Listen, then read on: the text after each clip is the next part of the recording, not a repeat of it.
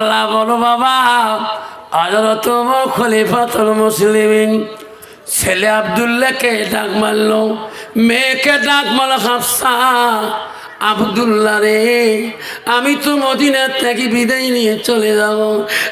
আব্দুল্লাহ, আজকে আমার জন্য তুমি একজনের কাছে সাহায্যের জন্য যা। হাফসা গো বেটি, তুমি আমার পক্ষ হয়ে একজনের কাছে তুমি সাহায্যের জন্য যা। মদিনার রাষ্ট্রপতি মেয়ে বলে, আব্বা তুমি মদিনার রাষ্ট্রপতি গো, আমি একজন রাষ্ট্রপতির মেয়ে হয়ে কার কাছে সাহায্য আনতে যাব? কইছে বেটি রে, রে বেটা আব্দুল্লাহ, তোমরা যতক্ষণ তার কাছে সাহায্য আনবেন না অতক্ষণ আমি তোমার অপেক্ষা হয়ে যাব। হযরত হাফসা বলে, আব্বা গো, কার কাছে সাহায্য আনবো?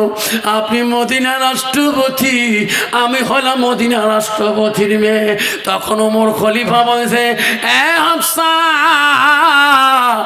বিশ্ব নবী রাসূলুল্লাহ স্ত্রী মা আয়েশার কাছে যাও, আয়েশার কাছে সাহায্য চাও। হযরত হাফসা বলো, আব্বা, হাফসা বল, আব্বা কিসের সাহায্য চাবো? কইছে বেটি রে,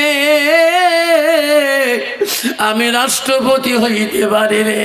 ওই মা আয়েশাকে বলিও, নবীজি যেখানে শুয়ে আছে, যে জায়গা কবর হয়েছে, নবীর পরে আয়েশার আব্বা আবু বকরের কবর হয়েছে। ও হাফসা রে, আবু বকরের পরে জায়গাটা খালি হয়ে আছে। এ বেটি, বেটি যা, নবীর স্ত্রী আয়েশাকে সাহায্য চাও। আবু বকর পরে জায়গা, কবরে জায়গাটা আমাকে দান করবি কি না? মা, নবীজির স্ত্রীর কাছে তুমি যদি পারবি স্বল্প মা, আমি মদিনা রাষ্ট্রপতি করি। হযরতে হাফসা নবীজি স্ত্রী আয়েশা আম্মাজানের কাছে যা। আয়েশা বলে, হাফসা রে, কান্দিস না, আমার মহব্বতের আব্বা কবরে চলে গেছে রে, তোর আব্বা একদিন কবরে যাবে, কান্দিস কা? হাফসা বলছে, ও বোন, তুমি হলো নবীজির 3 নম্বর বিবি, আমি হলাম নবীজির 5 নম্বর বিবি। ও আয়েশা বল, আমার নবী যেখানে ঘুমাইছে, আমার নবীর পরে তোমার আব্বা ঘুমাইছে।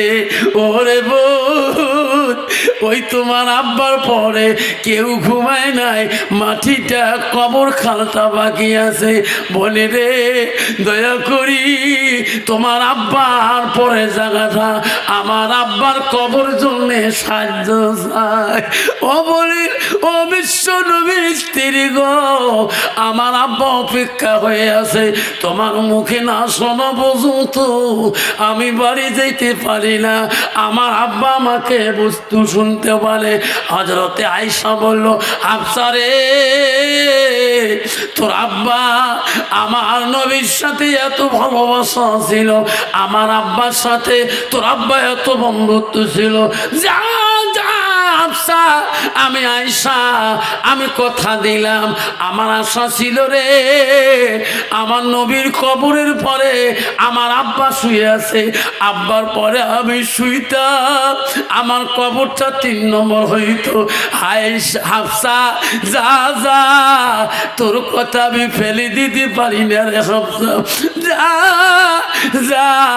আমি নবীর স্ত্রী আয়েশা অর্ডার দিয়ে দিলাম, আমার আব্বার পরে আবু বকর পরে 3 নম্বর কবরটার মাটি আমি নবীর স্ত্রী আয়েশা তোমার আব্বার জন্য ওটা দান করে দিয়ে দিলাম। নাই থাকবে আব্বা আমার সোনা সামনে ও বাবা রসুল বলল ইজা মাতালেন সালু ইয়ান কাতালু আমালাহু ইল্লা মিন সালাসাতিন। নবী বলল মানুষের মৃত্যুর পরে মানুষের সৎ আমলগুলা নেক আমলগুলা কবরে গেলে বন্ধ হয়ে যায় ইল্লা মিন সালাসাতিন। নবী বলল তিনটা আমল কবরবাসীর বন্ধ হয় না। এক নম্বর বলল সাদাকাতুল জারিয়া, যারা দুনিয়াতে ওই বাবার মতন করিয়ে দান করে যাবে। পৃথিবীতে আয়েশা বলল হাফসা তারে যা, আমি 3 নম্বর কবরের জায়গাটা তোমার আব্বার জন্যে আমি দানপত্র করে দিলাম। বন্ধুরে আজকে তোর মা কবরে আছে, সোনা তোর আব্বা কবরে আছে। ও বাবা রসুল বলল তোর আমল মার আমল বন্ধ হয়েছে। রসুল বলল ইল্লা মিন সালাসাতিন, 3টা আমল বন্ধ হয় নাই। 1 নম্বর আমল হলো সাদাকাতুল জারিয়া।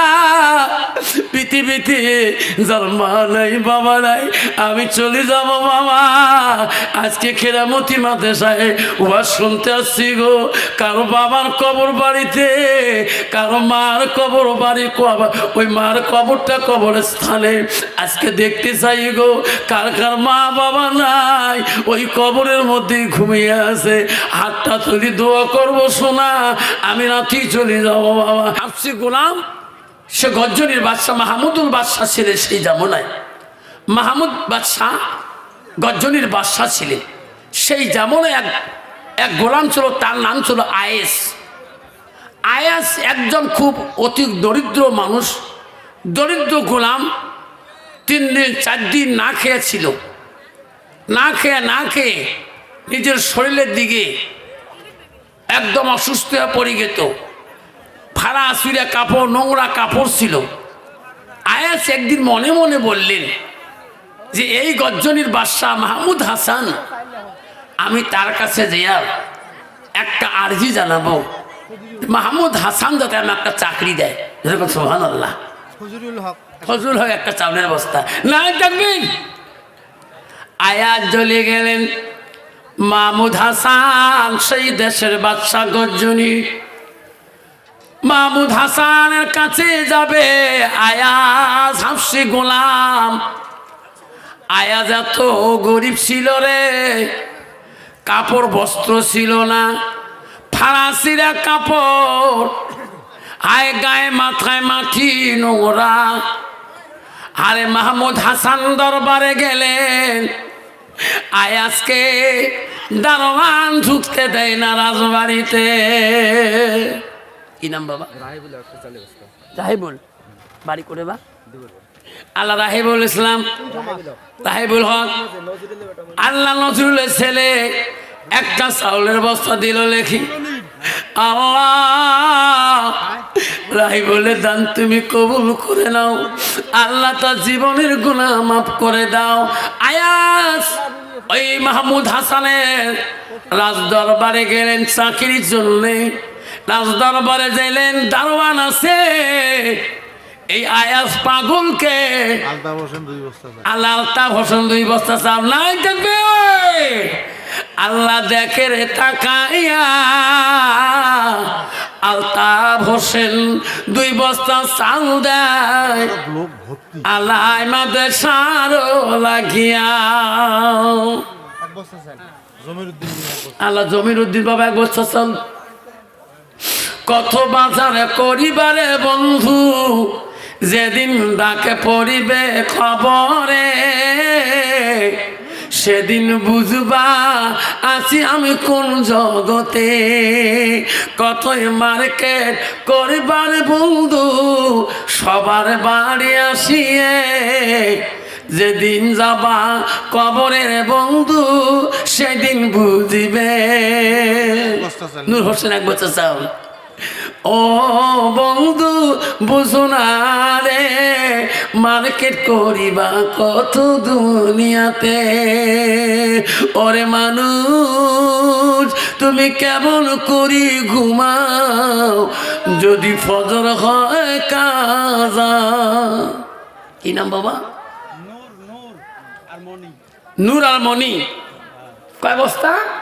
2 বস্তা নাই দেখবে দেখে রে মহলা তা খাইয়া নূর আর মনি 2 জন মিলি 2 বস্তা চাল দেয় এই মাদ্রাসার লাগি দান করিবেন মা বোনেরা খালি হাতে যাবেন না ডালের জন্য দোয়া করব আমি আবসাল মৌলানা গজনীর বাদশাহ দারোয়ান মাহমুদ হাসানের যে দারোয়ান আছে আয়াস পাগলাকে রাজবাড়িতে ঢুকতে দেয় না কন্ত বাবা যে মানুষটা পাগলা গায়ে কাপড় নাই পাগলা চুল টুল ডুসকা ফুসকা দারোয়ান রাজবাড়ি ঢুকতে দিবে দিবে না ফারুক হক 1 বস্তা চাউল নগদ দিয়েছে আল্লাহ দেখে রে তাকাইয়া ফারুক হক 1 বস্তা চাউলের মূল্য নগদ দিল বুঝিয়া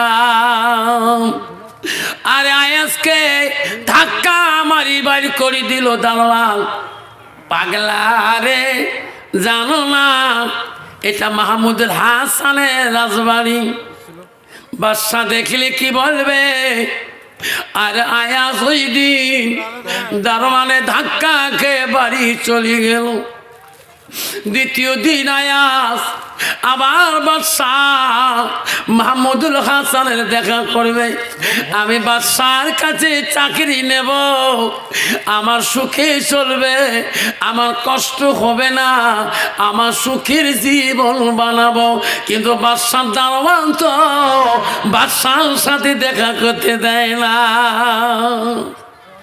দ্বিতীয় দিন আয়াস পাগলা গেল ওই গজনীর বাদশাহ মাহমুদুল হাসানের রাজ দরবারে দ্বিতীয় দিন ওই দারোয়ান আরে এত মার দিয়ে দিল যে গত রাতের পাগলাটা গত দিনের পাগলা আজকে হচ্ছে রাজবাড়িতে গালা ধাক্কা মারি লাঠি দিয়া পিঠিয়ে ওই আয়াসকে ওই দারোয়ান তাড়াইয়া দিল গজনী বাদশাহ মাহমুদ হাসানের রাজ দরবারে ঢুকতে দেয় না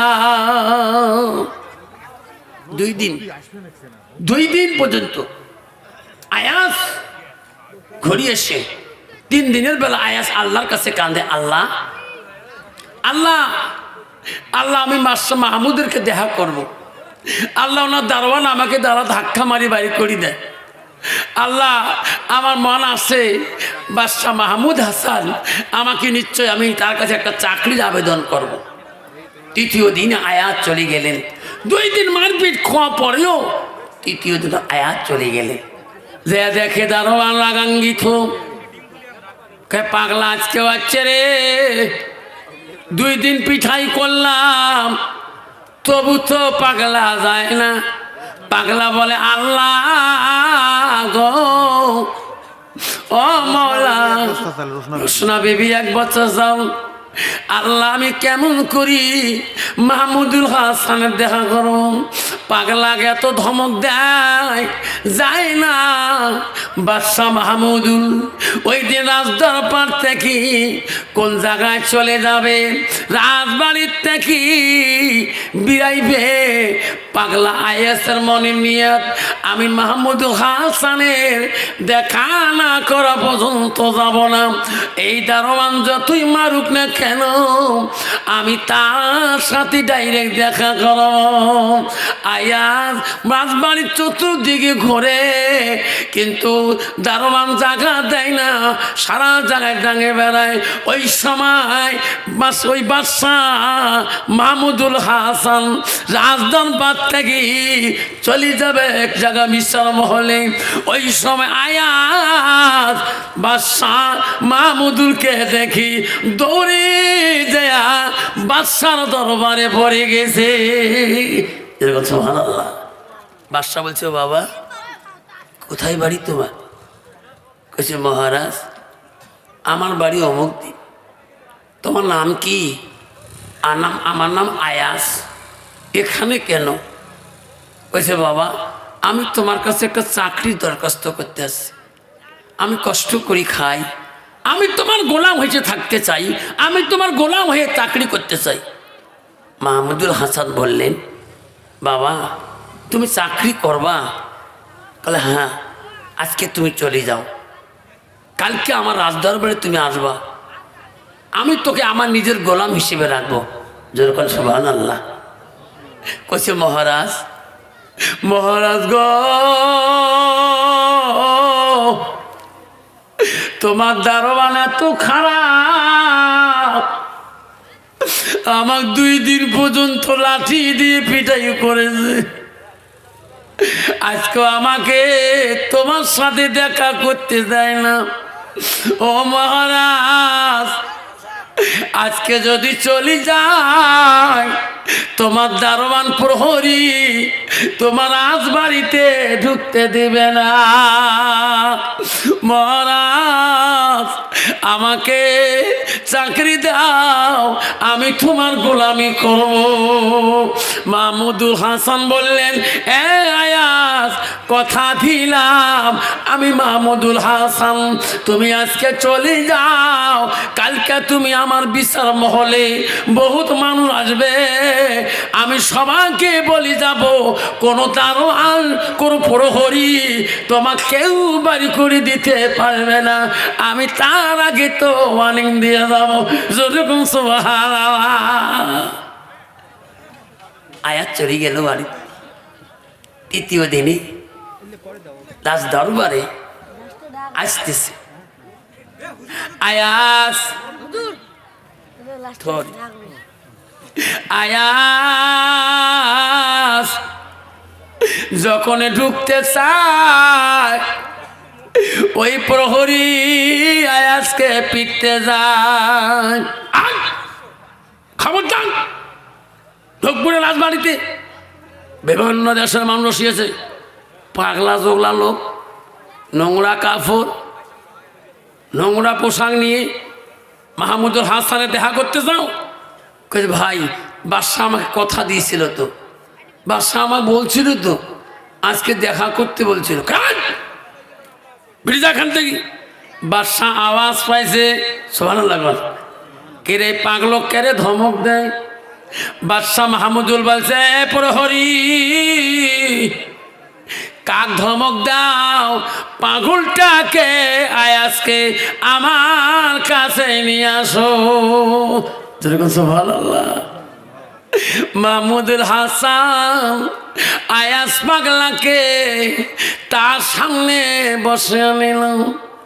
ওরে প্রহরী, আরে সেনাবাহিনীরা বলেন সর্বনাশ, আমার মাহমুদুল হাসান এত দামি বাদশা গো, একটা পাগলা চুগলাকে গাঢ় করে জায়গা দেয়। সবাই বলে মহারাজ তোমরা এই পাগলকে সামনে বসাবেন না, তোমার নাম সব দেশে আছে। ও মহারাজ, বাদশাহ হারুন রশিদের মতন তোমার দাম, নওশাদ জমিদারের মতন তোমার দাম। ও মহারাজ, এই পাগলকে তোমার সামনে রাখিলে দেশের মানুষ তোমাকে খারাপ বলবে। মাহমুদুল হাসান বলছে, এ প্রহরী সেনাবাহিনীরা, তোরা বুঝো না আমি এই আয়াস পাগলাকে আমার নিজের গোলাম হিসাবে বানিয়ে রাখবো। যেরকম সুবহানাল্লাহ। কোজে মহারাজ এই নোংরা সোংরা কাপড় নিয়ে থাকবে, তোমরা একজন এত বড় বাদশা, কইছে তোমরা ভালো কথা বলছো, আমি তোমাদের কথা মানি। যদি না নোংরা পোশাক হয়, তোমরা গাও মাথা পাগলা চুগলা, তোমরা যাও, প্রহরীরা যাও, এই আয়াস পাগলাকে নিয়ে যায় গোলাপ জল দিয়ে গোসল দিয়ে আনো। সুবহানাল্লাহ কবেন না?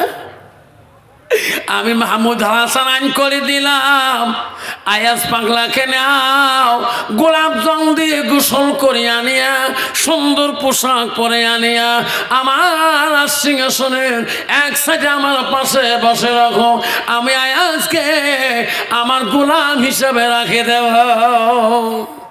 আল্লাহ পাগলা আয়াসকে নিয়ে গেলেন, গোলাপ জল দিয়ে গোসল করে দিয়ে সুন্দর পোশাক পরিয়ে রাজ দরবারে বসে রাখলেন। আয়াসকে নিয়ে বাদশার সব সেনাবাহিনী দুশ্মন হয়ে গেলেন।